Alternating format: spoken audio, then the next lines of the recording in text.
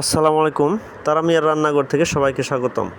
আজকে নিয়ে আসলাম নতুন একটি রেসিপি, বেগুন কুচি দিয়ে পাবদা মাছের বোনা রেসিপি। তো আমি প্রথমে দিয়েছি একটা প্যান, তারপর দিয়েছি তেল, দিয়ে দিলাম পরিমাণ মতো পেঁয়াজটাকে আমি লাল করে ভেজে নিয়েছি। দেখেন, লাল করে ভেজে নেওয়ার পর আমি এখন দেব হালকা পরিমাণে একটু পানি দেওয়ার পর যাবতীয় মশলাগুলো ইউজ করব। আদা বাটা, রসুন বাটা, দিয়ে দিলাম স্বাদ মতো লবণ, ধনিয়া, জিরা, হলুদ, মরিচ দিয়ে আমি মশলাটাকে সুন্দর করে কুক করব। দেখেন, দিয়ে দিলাম কাঁচামরিচ দিয়ে আমি আর একটু কুক করব।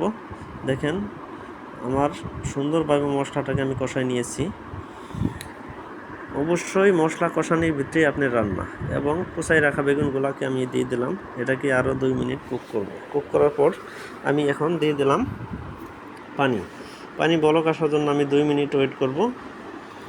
2 মিনিট পর আমি দিয়ে দিব কুচাই রাখা ধনিয়া পাতা দেওয়ার পর দেখেন আমি মাছগুলোকে সুন্দর করে ভেজে নিয়েছি। সেই মাছগুলা দিয়ে দেব। দিয়ে দেওয়ার পর আমার সর্বোচ্চ 1 মিনিট লাগবে।